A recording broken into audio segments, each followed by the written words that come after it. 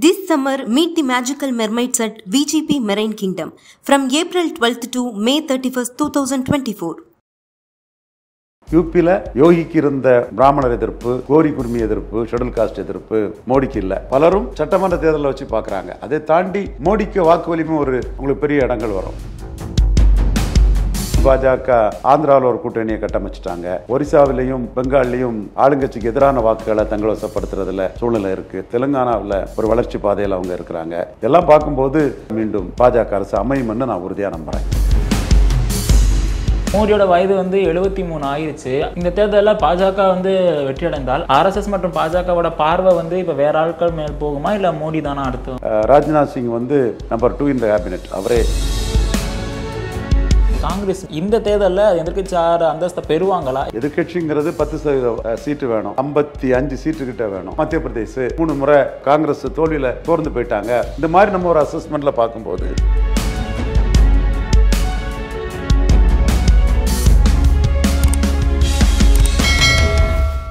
ஆரோட் சேனலுக்கு வணக்கம். 2024 நாடாளுமன்ற தேர்தல் இன்னையோட முடிவடைகிறது. பல கட்டமாக தேர்தல் நடந்து முடிஞ்சிருச்சு. ஸோ இன்னைக்கு அதை பற்றி நிறைய தெரிஞ்சுக்க போகிறோம். வணக்கம் சார். வணக்கம்.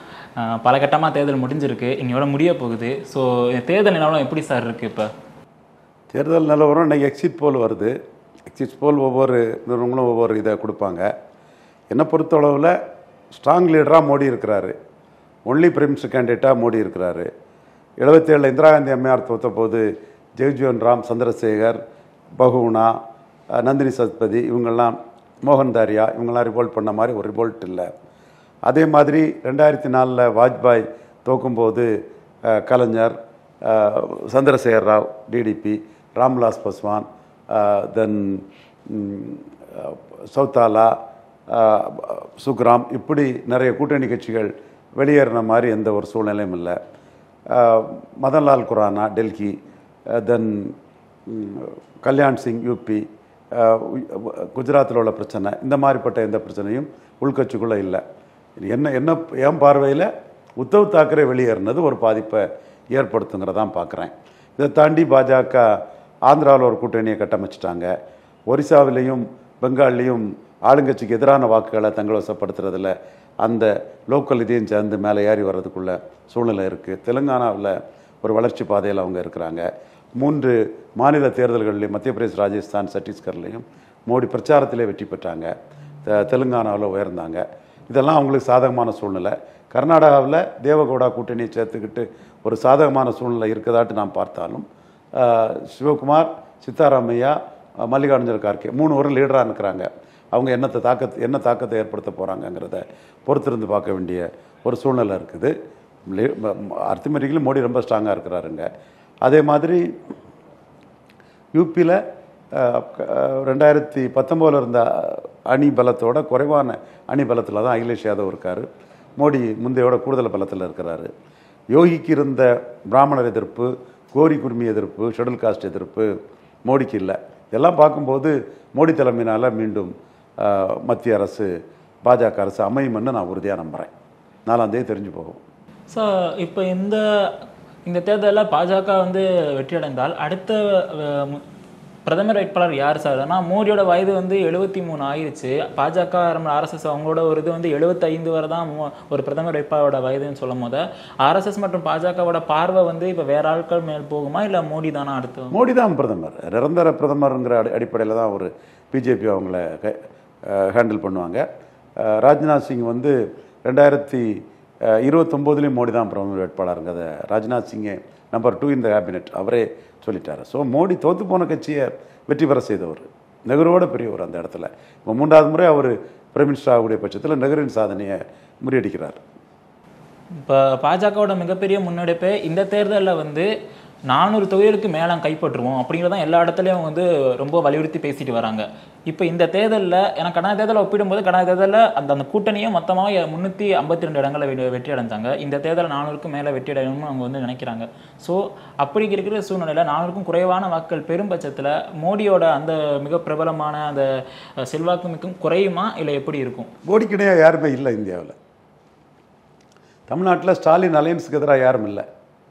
இது உண்மை. நம்ம விருப்பம் இல்லாமல் அதை சொல்கிறோம். ஸ்டாலின் அலையன்ஸையும் உடைக்க விட மாட்டார், ஜோதிபாஸ் மாதிரி வச்சுக்குப்பார். அப்போ அந்த அலையன்ஸை தோக்கடிக்கிறது கஷ்டம். அது மாதிரி இந்தியாவில் மோடிக்குனையாக ஒரு தலைவர் இல்லை இந்தியாவில். கடந்த தேர்தலை ஒப்பிடும்போது வந்து இந்த தேர்தலில் பாஜக மற்றும் காங்கிரஸுக்கு எந்த அளவு வந்து வாக்கு சதவீதம் இருக்கும்? ஏன்னா பாஜகவுக்கு வாக்கு சதவீதம் கூடும், காங்கிரஸுக்கும் வாக்கு சதவீதம் கூடும். அப்போ 1% 2 வரைக்கும் கூடும்.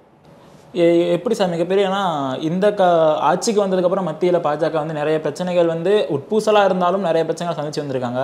காங்கிரஸும் அவங்க வந்து நிறைய நிலைப்பாடு எடுத்து அவங்களும் ஒரு இந்தியாங்கிற கூட்டணிக்குள்ள இருந்திருக்காங்க. ஸோ எந்த அளவுக்கு வந்து வாக்கு 1% கூடினாலும் எப்படி இருக்கும் இந்த தேர்தல்? அவங்க ரெண்டு பேருக்குமே வாக்கு வங்கி கூடும், மாநில கட்சிகளுக்கு வாக்கு வங்கி குறையும். சந்திரசேகர் ராவ் வாக்கு வங்கி குறையும், இந்த மாதிரி மாநில சக்திகள் கட்சியோட வாக்கு வங்கி குறையும்.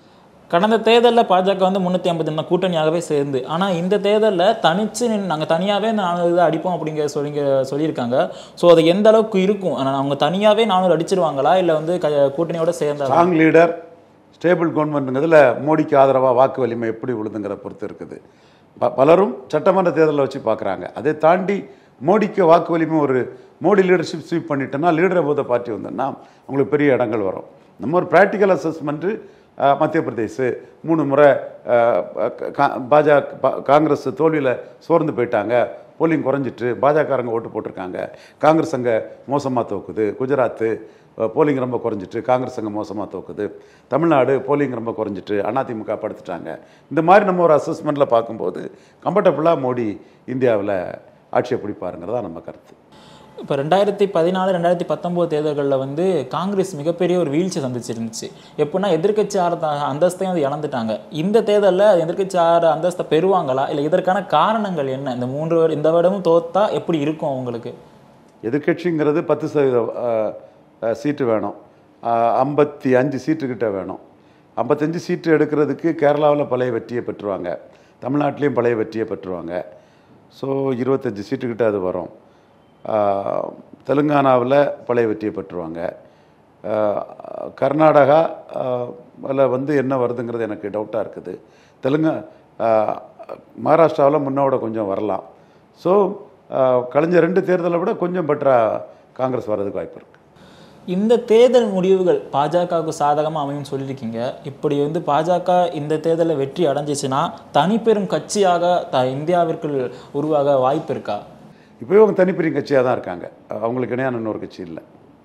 மக்களின் நிலைப்பாடு எப்படி சார் இருக்குது 2019 அதுக்கப்புறம் இப்போ? ஏன்னா மாநிலத்துக்கு மாநிலம் வேறுபடும்.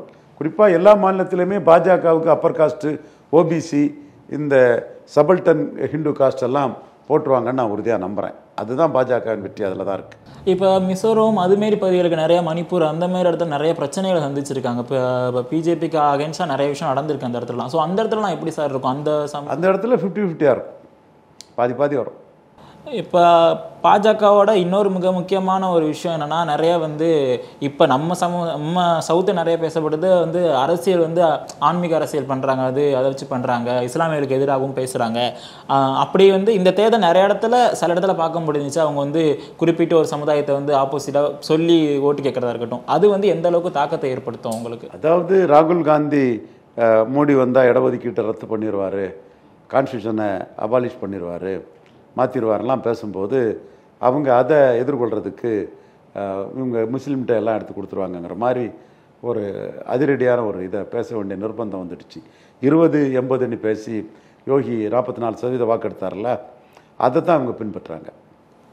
ஸோ இப்போ வந்து தேர்தலுக்கு முன் தேர்தலுக்கு பின்னு எடுத்துக்கொள்ளும் சார். ஏன்னா தேர்தலுக்கு முன் வந்து நிறைய பல கட்டங்கள் நடந்திருக்கு, பல கட்ட பிரச்சாரம் நடந்து முடிஞ்சிருக்கு. முதல் கட்டமாக தமிழ்நாட்டில் நடந்து முடிஞ்சிருச்சு. ஸோ அதுக்கப்புறம் தான் நிறைய இடத்துல நடந்து முடிய போகுது. இன்னைக்கு எப்படி வந்து முன்னும் பின்னும் எடுத்துக்கலாம்? இந்த கட்சிக்காச்சும் சாதகம் பாதகமாக இருந்திருக்கா அந்த தேர்தல் பிரச்சாரம்? அது நம்ம அசஸ் பண்ண முடியாது. சும்மா நம்ம விருப்பத்துக்கு அவங்கவுங்க அடிச்சு விடுறதா, நாங்கள் இதை 300 சீட்டு ஜெயித்துட்டோம், நாங்கள் இவ்வளோ சீட்டு வந்துட்டோன்னு அவங்கவுங்க அந்த பிரச்சாரத்துக்காக அடுத்த கட்ட வாக்குப்பதிவுக்காக அவங்க ஒரு ஃபேஸ் கொடுத்து பிரச்சாரம் பண்ணுறது தான். அது யாருக்கும் அது எப்படி இருந்து இந்த மாதிரி முதல் கட்டம் இப்படி போயிட்டு அதனால 2ஆம் கட்டம் அப்படின்லாம் யாருக்கும் தெரியாது. ஒரு அசஸ்மெண்ட்டில் போகிறது தான். இப்போ ஏன்னா சொல்லப்போனால் முதற்கட்டமாக தமிழ்நாட்டில் எலெக்ஷன் முடிஞ்சிருச்சு, அதுக்கப்புறம் தான் இப்போ நடந்துக்கிட்டு இருக்கு. ஆனால் இப்போ இடையில சமீபத்தில் 4ஆம் 5ஆம் கட்ட தேர்தல் அப்போ பிரச்சாரத்தப்பெல்லாம் தமிழர்கள் ஆளக்கூடாது, இங்கே வந்து தமிழர்கள் வந்து எப்படி இங்கே ஆள்வது அப்படிங்கிற ஒரு பிரச்சாரத்தை எடுத்தாங்க. ஏன் தமிழ்நாட்டில் எலெக்ஷன் முடிஞ்சனால அதை வந்து அவங்க எடுத்தாங்களா, எப்படி அந்தமாரி பிரச்சனை? மோடி அவர்கள் பங்கேற்கும் போதும் பிரச்சாரங்களும் சரி, அமித்ஷா பங்கேற்கும் பிரச்சாரங்களும் சரி, இந்தமாரி பேச்சுக்கள் அடிக்கடி இடம்பெறுவது வந்து வாடிக்கையாயிடுச்சு இப்போ. ஸோ அதை எப்படி சார் இது பண்ணுறது?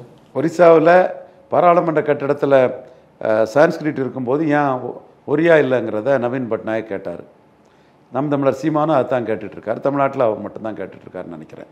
அந்த இடத்துக்குள்ளே நீங்கள் மட்டும் ஒரியாக்காரங்களை வச்சுருக்கீங்களா, ஒரியா அல்லாதவர்கள்லாம் வச்சுருக்கீங்களாங்கிற ஒரு இதை பாஜக தரப்பு நவீன் பட்நாயக் எதிராக இந்த கருத்தை முன்வைக்கிறாங்க.